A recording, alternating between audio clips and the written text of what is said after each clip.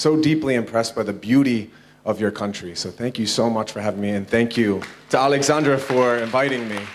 It's a great pleasure of mine. I want to begin by saying that I never wanted to leave my home country. And over the last few years, I've met hundreds of educational visitors educational tourists in Finland. And I've gotten the impression that they see me as some kind of educational pilgrim, that I wanted to flee the perils of American schools and escape to Finnish utopia. But alas, that was just not the case. My wife and I decided to move to Finland for a very simple reason. We were hungry for better work-life balance. And I was very happy as a teacher in the Boston area. I was at a supportive school and I felt that I had good freedom actually as a teacher. But we were having a hard time as a family paying the bills. I was teaching full-time and then I was also working several part-time jobs. And I was pursuing a master's degree in elementary education. And the year before we moved to Helsinki, we had a little baby. And my wife was at home with our infant, and all told, things felt very stressful and overwhelming for us. My wife is a Finn, and so we dreamed of moving to Finland where we would have a slower pace, where we would have more time as a family. And actually, oh no, not this again. Let's try it again. Up and down, okay. Yes, it worked, okay. So we purchased one-way tickets to Helsinki before I even had a job. We were just so desperate to have better work-life balance that I was prepared to hit the pause button on my teaching career just to have more time as a family and to have a slower pace of life. But something miraculous happened 1 month before we moved to Helsinki. I received an email from a principal in Helsinki, and she said that there was an opening at her school. I had contacted several principals months before, earlier in the spring, and told them that I was coming to Finland and that I was a teacher and I would be very interested in teaching in Finland. But I didn't hear from any of them, except for this one principal who emailed me just a few weeks before we moved. And she asked if we could have a conversation. So we talked over Skype, and at the end of that conversation, she offered me the teaching job. And I said yes, of course. I was so excited, but then I had all these different expectations as to what I would find in Finland. I had heard of Finland's amazing reputation in the world of education, and I had all these very high expectations. I thought that I would find the latest and the greatest classroom technologies. I thought that I would find the most innovative teaching methods. I thought that I would find beautiful, gorgeous school facilities all throughout the entire country. But when I started teaching in Finland, and as I visited different schools throughout the country, I found that Finland's unique approach to education wasn't as super as I thought it would be. It was actually, and it still is today, simple. And over the last few years, I've been developing an acronym to help me make sense of Finland's approach to education, and that's what I'm going to be sharing with you this morning. The first word is sensible. And there are many sensible things that Finland does when it comes to education, but one of the most sensible things that Finland does is borrow great educational ideas from other countries, tweak them, and then implement them on a national scale. And I was very surprised as an American teacher to find out that Finland is very fond of borrowing the best educational ideas from my home country, the United States. So I got to see this firsthand as a teacher in Finland. So when I was teaching my students, I started with a 5th grade class, but then I also taught them the next year in 6th grade. And my students participated in a very innovative, award-winning program called Me and My City. And actually 60% of Finnish 6th graders participate every year in this program, and it's really, really fascinating. So for one day, Finnish sixth graders go to an empty warehouse where there are cubicles set up, and they're given different jobs. So there's a hairdresser, there's a banker, a museum curator, a mayor, a CEO of a company, a manager of a grocery store, all these different jobs, all these different organizations and businesses, all under the same roof. And so kids for one day are role-playing. They're doing business-to-business transactions with each other. They are even paid salaries. They're given free time.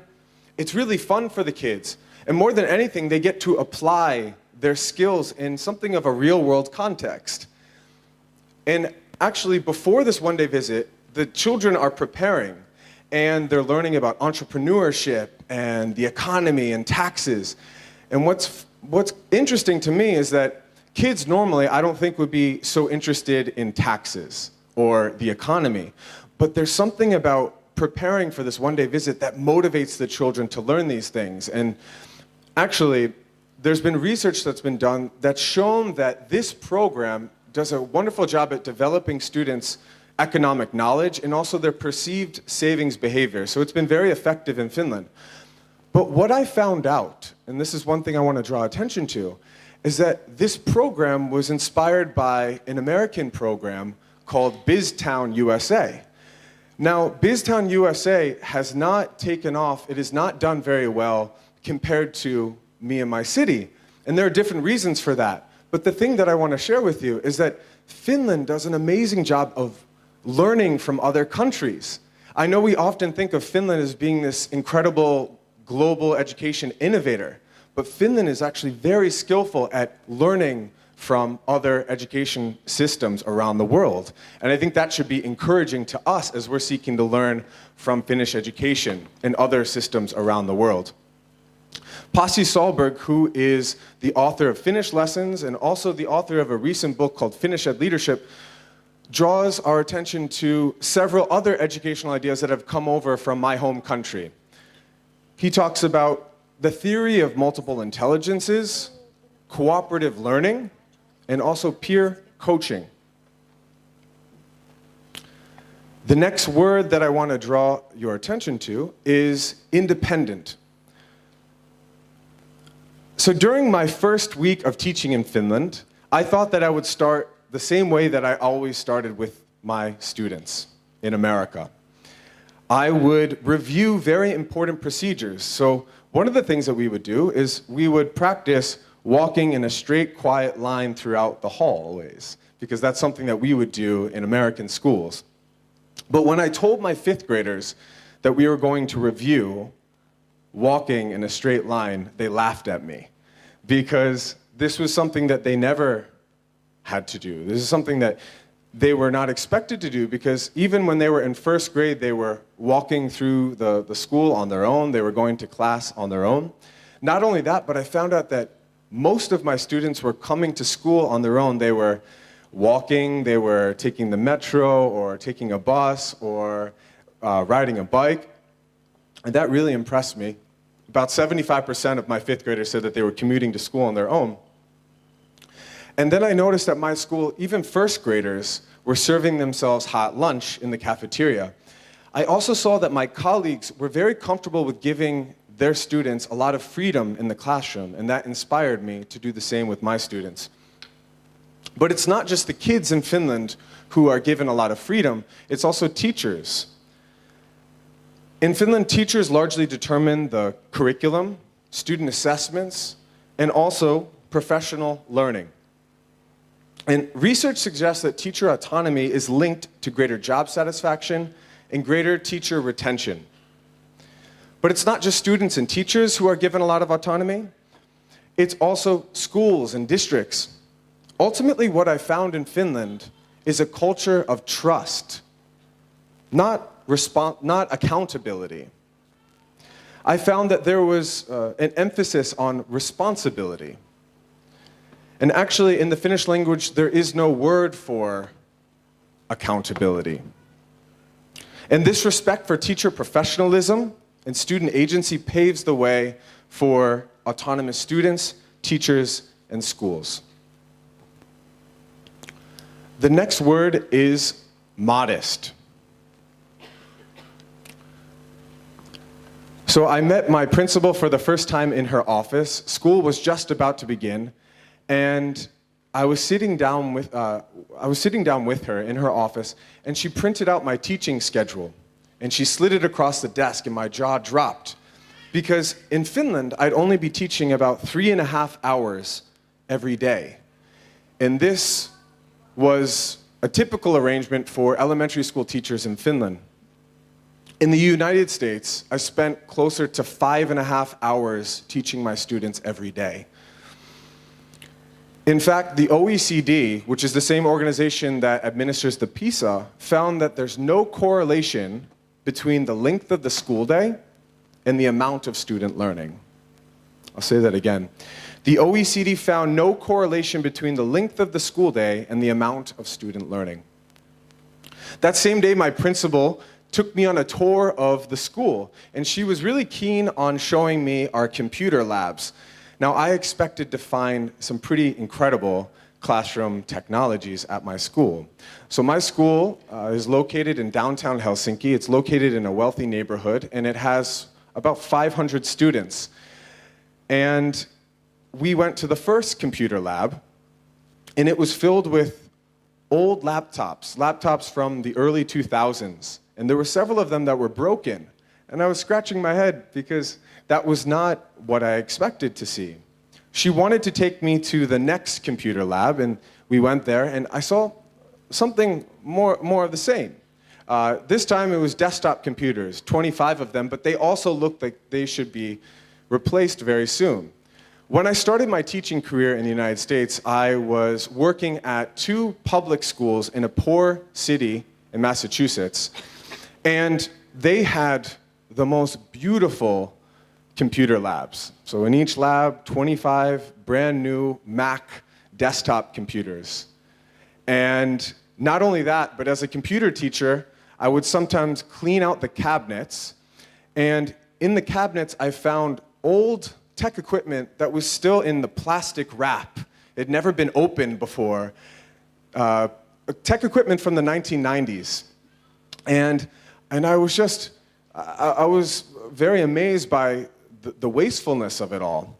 And so when I came to Finland and I saw that at least the computers in my school were not so impressive, I started to question this emphasis on technology that I saw so evident in my home country.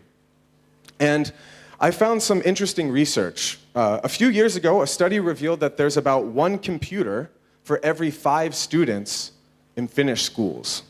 1 computer for every 5 students in Finnish schools. But in the United States, it's closer to 1 to 1. And the OECD found that students who use computers very often at school do much worse on the PISA, even after accounting for social background and student demographics. The OECD found that students who use computers very often at school do much worse on the PISA. Now, things are definitely changing in Finland. The Ministry of Education is now putting millions of euros toward digitalization, but it's clear that classroom technology has not been a part of Finland's recipe for educational success, historically speaking. The next word is playful. I also did something interesting during my first week of teaching in Finland. I decided to get very creative with my students' timetable. I knew that in Finland there were 15-minute breaks throughout the day. So usually a 15-minute break for every 45 minutes of classroom instruction. And I thought this was a little soft. I thought it would be much better for my students to spend a longer period of time in the classroom getting deep in their learning. And I thought I was going to teach the Finns a lesson about how to do things very well. But on the 3rd day of school, we were about 1 hour into a lesson. I was standing at the front of the classroom, and there was a boy in my class, blonde hair, blue eyes, who approached me. He had red dots on his forehead, and he told me that he wasn't used to the schedule and that he thought he might explode. And it was at that point I experienced a pedagogical crisis. Should I hold on to my conviction that students would fare better with longer periods of instruction? Or should I embrace the way of the Finns and give my students more frequent breaks throughout the day? And I decided, when in Finland, do as the Finns do. So I decided to give my students more breaks throughout the day. And what I found when I implemented the Finnish schedule is that my students were much more happy. When they would return after recess, there was a bounce in their steps. And not only that, but they just seemed much more attentive in class. And I found, because I had seen this firsthand, I found that there was so much research that supports unstructured play throughout the day, that these breaks are actually wonderful and phenomenal at increasing students' attention and ultimately improving their achievement. So I became a believer in the Finnish way of breaks. In the United States, in my home country, elementary school students only get 27 minutes of recess every day on average.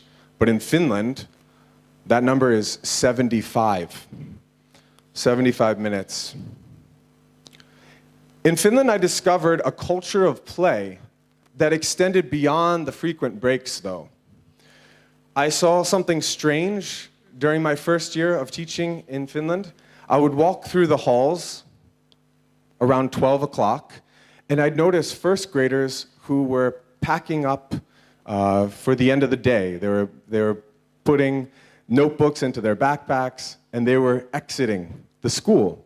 And this was a very strange sight, because back home, this was always the sign of a half day. It was always very special. But in Finland, this was the norm. In Finland, it's normal that first and second graders only have 4 hours of school every day. And with those frequent breaks, they only have 3 hours inside the classroom. That is the norm. And so I was very curious. What are students actually doing in Finland at the first and second grade level? What are they doing in the afternoon? If they're finishing their lesson at 12 or 1 o'clock, are they then doing a lot of homework? Are they going to a special club where there's an emphasis on academic work? What I found was that most of the students in my school were enrolled in something that you can find all throughout Finland. It's called Afternoon Club. It's subsidized by the government, and it costs about €5 every day. And I asked the leaders, I decided to stay after school with first and second graders. I wanted to see what they were up to. I wanted to see if they were doing academic work, because they weren't doing that much academic work in the morning, and I expected maybe they should catch up. But what I found was that the kids were not doing homework. The kids were simply engaged in self-directed learning. Oftentimes they were just inventing games on their own. They were playing outside. They were spending many hours outside playing with their friends and having fun. And when I asked the leaders what their philosophy was, it was very simple. We just believe that kids should be playing. They've already had school, so they should engage in play. And this was very refreshing to me, to hear this appreciation and love for self-directed play. Because honestly, I didn't always believe in the power of play. In the United States, I was a first and second grade teacher, and honestly, I thought that play was something that was a waste of time. But in Finland, that's when things started to change. And my conclusion is that most Finnish kids are engaging in self-directed play for about half of every day until the age of 8 years old. And research tells us that play, self-directed play, has so many benefits. Ultimately, it teaches kids 21st century skills: communication, collaboration, creativity, and critical thinking. In the United States, researchers have warned of kindergarten becoming the new first grade. And play, in my home country, is even squeezed from preschool. And unfortunately, it's kids who are in poor US neighborhoods who have the least amount of play. But Finland's approach to early childhood education has been simple for decades. Let the children play. The next word is low stress. For the first 3 weeks of my teaching career in Finland, I avoided the teacher's lounge. At my old school in the United States, we didn't have a teacher's lounge. We also didn't have those frequent breaks throughout the day. So I thought that in Finland, when my students would have these 15-minute breaks, that it would be best for me to stay in my classroom and do prep work, because I wanted to improve the quality of my lessons.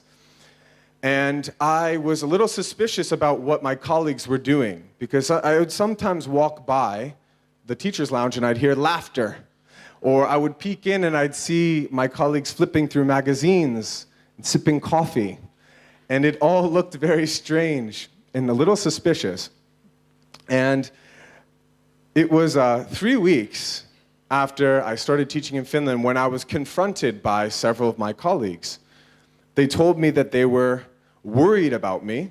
They thought that I was going to burn out because I wasn't showing up in the teacher's lounge.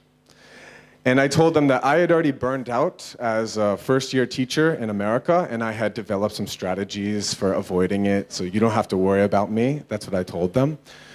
But I also wanted to take them seriously, because my attitude when I came to Finland was that I should be open to learning from others, even if I don't necessarily agree with them at first. And so I told them I would give it a try. I told them that I would visit the teacher's lounge more often. So I would visit the teacher's lounge, or I would try to visit the teacher's lounge once per day. And at first it felt very awkward. I would just sit down and pour myself a cup of coffee, and I would just sit there. And I wasn't used to spending time not being productive or being busy. But eventually I did find that it was valuable. It helped me connect with my colleagues. It also helped me to stay fresh throughout the day.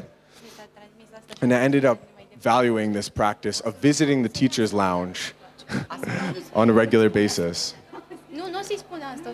In my home country, 46% of teachers say that they experience a high amount of daily stress. And actually, that is the highest amount among all professional categories. That's even more than what American physicians say they experience.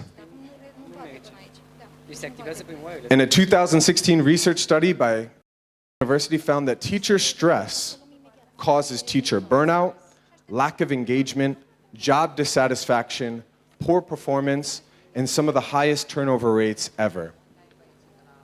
And there's recent research that suggests that teacher stress may be linked to student stress. And that wouldn't be surprising. And I found that Finland keeps things relatively low stress for teachers and students. And certainly, very little poverty in Finland contributes to low stress, but I think the absence of high-stakes testing plays a major part too. Finland keeps external census-based standardized testing to a minimum. There's only one high-stakes external exam, and that comes at the end of high school. But it's not for the purpose of accountability. It's only meant to determine whether students are able, ready to move on to higher education. Finland also employs a very interesting practice where they administer standardized tests to a small sample of students every year, gauging learning that includes and extends beyond reading, math, and science. Every year in Finland, only 10% of each age cohort is tested. The next and the final word is equitable.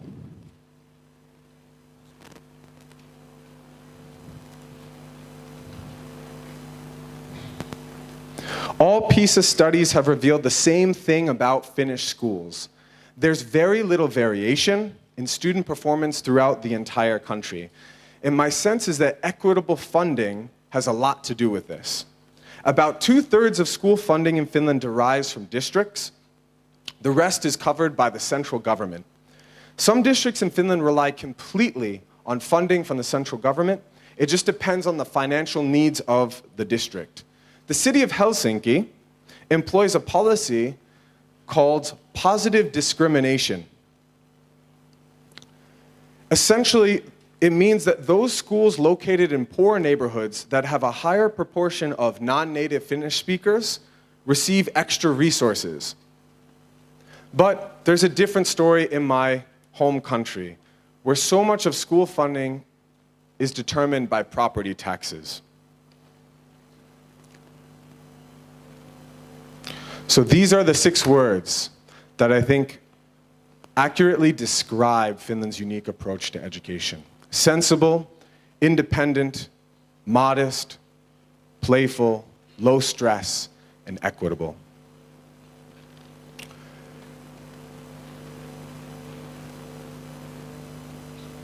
In the early 1900s, there was a British schoolboy who found inspiration in the Finnish epic Kalevala. His name was J.R.R. Tolkien, and his experiences with this Finnish epic, Kalevala, would end up shaping The Lord of the Rings. And there's a poem that appears several times in his fantasy novel, and the first line goes like this: "All that is gold does not glitter." Now, Tolkien was describing the protagonist of The Lord of the Rings, but I also think we can take this sentence, we can take this expression and apply it to our understanding of the Finnish school system. There's a lot of gold in Finnish education, and it may not glitter, but there's a lot of value there. There's a lot of inspiration that us from other countries can derive. 2 years ago, I ran a workshop in which we brought American students, American high school students, and Finnish high school students together, and they were sharing stories and sharing observations from their home systems. And I remember meeting this one American high school student, and she was really upset about multiple choice tests administered by her science teacher. And she had spoken with some Finnish high school students, and she heard that there was very little multiple choice testing. And she was inspired to change her world. And I told her that she should sit down with her science teacher and recommend her idea of making tests more practical in nature. Several months later, I received an email from her, and she said that she had spoken with her teacher and that now the grading policy had changed, that now the teacher was largely basing the grade on practical tests. So this student, this American high school student, found gold in Finland and brought it back to her home country. She was inspired to change her world. And so my question to you is this: what is your golden takeaway when you consider Finnish education and some of the unique attributes? What inspires you? The most important thing is that you take that inspiration and you convert it to action. And I want to remind you that it doesn't have to glitter to be gold. Thank you so much.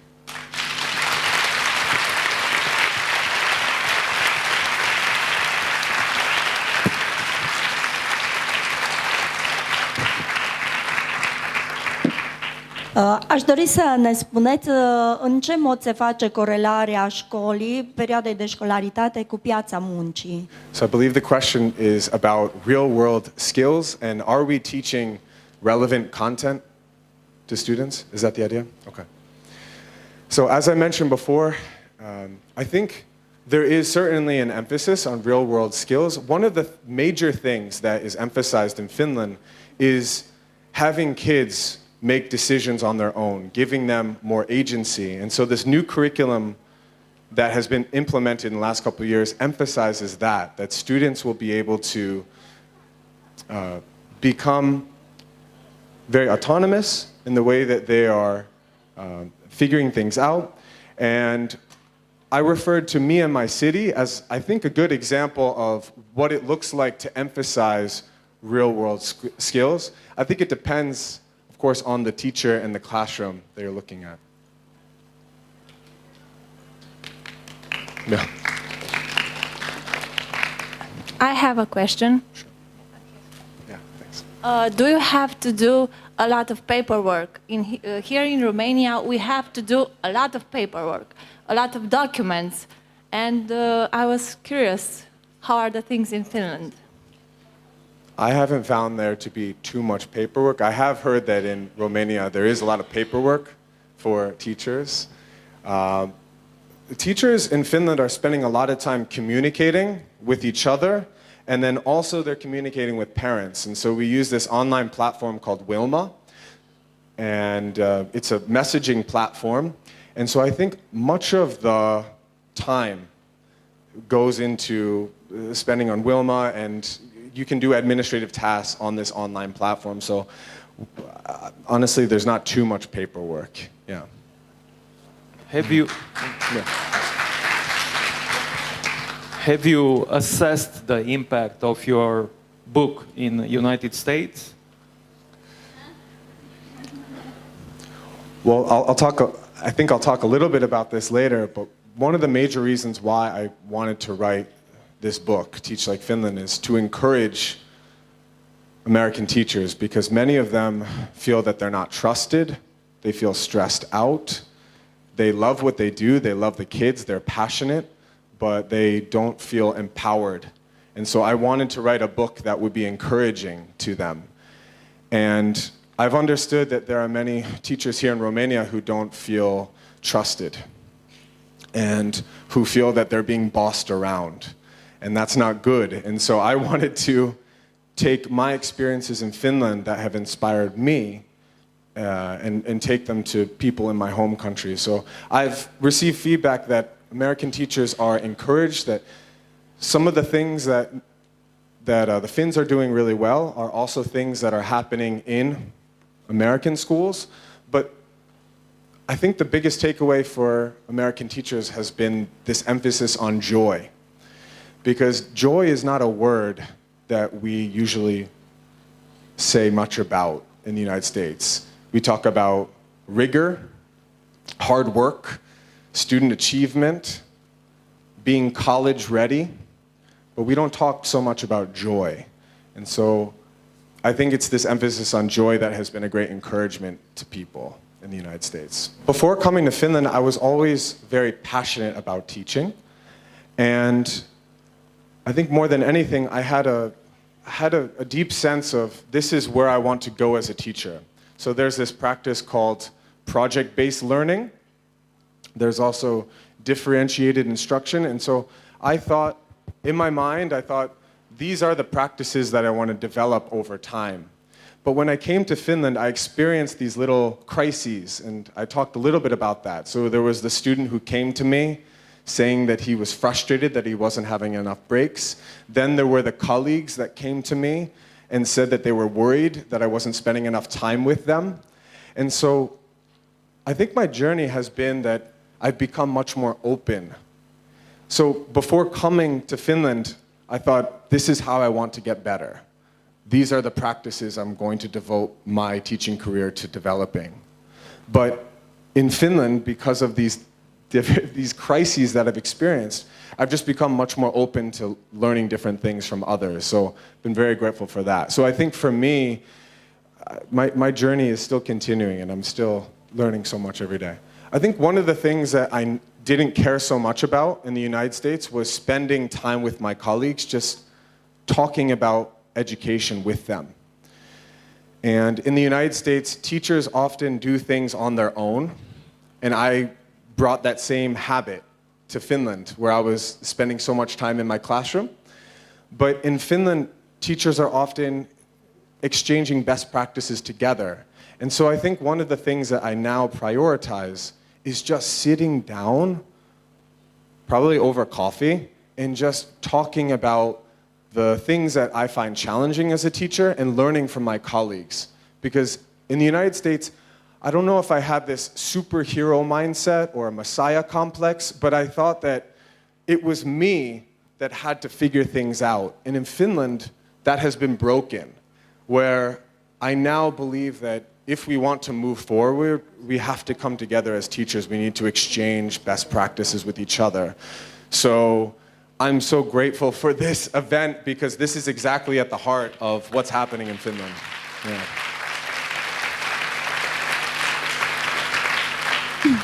Hello. Thank you very much for sharing with us all of this. I wanted to ask, because I'm very interested in, other than using that online platform, how do you involve parents in the process? And if you could talk more about the upper years, high school, for example. One of the very interesting things is, well, my wife is Finnish, and so she's also taught me a little bit about what it's like to be a high school student in Finland. And in the United States, we have this concept called helicopter parenting. Do you have anything like this in Romania? Okay, because in Finland, I have not encountered helicopter parenting. Actually, the only helicopter parents that I've met in Finland have been from other countries. And so my wife told me that Finnish high school is a lot like American college, where parents are, of course, willing to offer support when it's needed, but it's up to the child to take responsibility of their work and to really take it upon themselves to succeed academically. And so it's a lot like college at the high school level. So in regards to our parents involved, I think it varies, but in my understanding, it's really up to the parents' trust that the kids are going to figure it out. It's their life, it's their academic career, and they need to take responsibility. And yes, there is this online platform, and that is a great way of communicating with parents. It's very efficient. One of the things that you also see these sit-down conferences. So at least once each year, you would have the teacher meet with parents. But one of the practices that I would see often, this is something that I tried to do, was if I felt that it was important to have a conversation with a parent, we would first send each other a message, and then we would arrange a visit. So something very simple and modest in that way. But there's something very powerful. I need to learn more about whether you have a platform like Wilma in Romania. But this platform is not something that I've actually heard much about as I've been reading different articles in literature about Finnish education over the years. I haven't heard too many people talk about this online platform, but this online platform is implemented throughout Finland, and it does an amazing job of ensuring clear communication between parents and teachers. So I think it's crucial, it's foundational. Another thing though, it's also very important to have this kind of platform because in Finland, parents generally are not leading their children to school, even when their children are 7 years old. Children are expected to get to school on their own. So if parents are not communicating with their teachers in some way, they won't really know exactly what's happening at school. Hi. First, congratulations on your book. Thank It's you. really wonderful. And the question is, how do you tackle aggressive behavior in children? And how do you involve parents? What is their responsibility? Do you get special support in this? Yeah. Certainly you can get special support. So a lot of the decision making is located inside the school. And we have this beautiful practice that I talk about in Teach Like Finland called the student welfare team, where you have in a school a group of professionals from different disciplines. So you'll have the psychologist, the school social worker, the nurse, the principal, the classroom teacher, the special education teacher, perhaps additional teachers, maybe even parents, but they come together and then they collectively problem solve. And they are thinking about how they can address a problem in the classroom. And this was a very refreshing practice to me because remember, in the United States, I was used to doing things on my own, that I had to be the one to figure out a problem. But then in Finland, I saw a model like the student welfare team where on a weekly basis, there's the student welfare team that's meeting. And what they're doing is they, of course, have arranged meetings with teachers, but then they're also leaving the door open. So if you would like to have a conversation with the student welfare team, you just need to contact your principal and let them know that there's an issue you'd like to discuss confidentially with them. And then that will be the topic of discussion. And then it's also a proactive process where it's not coming together and just complaining about how bad things are, but you're really thinking about what solutions can be implemented.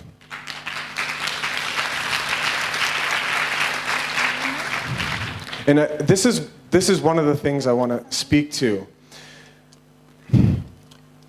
As teachers, we are so capable, we are so competent, and we don't need policymakers or anyone else to tell us that we are competent. We know that ourselves. And so what's really important to recognize is that so many of the answers to our problems rest inside us. But one of the ways that we need to get these solutions out is by meeting together. It's very difficult to extract the solutions on your own. So again, really grateful for this festival. Last question, I promise. Yeah. Hello. I hope so. Hello. Will you please share with us how do you assess your personal learning needs as teacher? Not necessarily yourself, but teachers in general, how they do assess their learning needs? Their own learning needs. Yeah. Yes. Because I've heard that there are many school inspections in Romania, and the OECD published a report on teachers, and it found that, as far as I can tell, Finland leads the world in school inspections. That's not good. So in Finland, we have a very different system in which we don't have these school inspections, and this is probably going to sound very strange as an evaluation. But in Finland, and this is something that you see in Helsinki, every year the principal will meet privately with the teacher, and they'll talk about how things have gone. They'll reflect on their growth, they'll reflect on their students' needs, but it's meant to be a very thoughtful process, and it's meant to be led by the teacher. So it's not the principal saying, I went to your classroom and I saw this and I saw that and I've heard this and these are the things that you must do differently. The process is meant to draw out of the teacher those things that the teacher can work on. And so there are these professional standards in Helsinki that teachers need to consider, but it is up to the teacher and the principal to decide on next steps together. So it looks like, if you can picture it now, they're considering these professional standards, learning standards, and it's the principal who's giving the teacher an opportunity to reflect on their growth. That's what it looks like. I'd like to ask a question. Sure. Where are you? It's me here. Oh, there Hello. you are. Okay. I'm happy That's that really behavior the was last mentioned. question. Sorry? That's really the last question. Yeah. I'm happy to hear that behavior was mentioned and children's needs. So I'm now thinking of SEN children and what schools do about them. You're talking about special needs students? Yeah. Well, the first priority is to have the students, all students be integrated in the same classroom. And then there are 3 tiers of support in Finland. So there's general support. So that's what we normally do as teachers. We differentiate. We do different things for students. For example, if a child is struggling in learning how to read, then we might meet with that student individually, and that would be general support. But then there's also a higher level support, which is called intensive support. And at that level, that's when you may have the special education teacher working with that student. The highest level is special support. And so at that level, that's when additional funds are allocated, and that's when, if it would be helpful, that child could be in a smaller group environment. That could be inside the same school, or it might be in a different facility. But the hope, the primary hope, is that the children, the special needs students, will be integrated and that they'll be able to learn with others. Actually, in Finland, grouping by ability is outlawed. It's not allowed.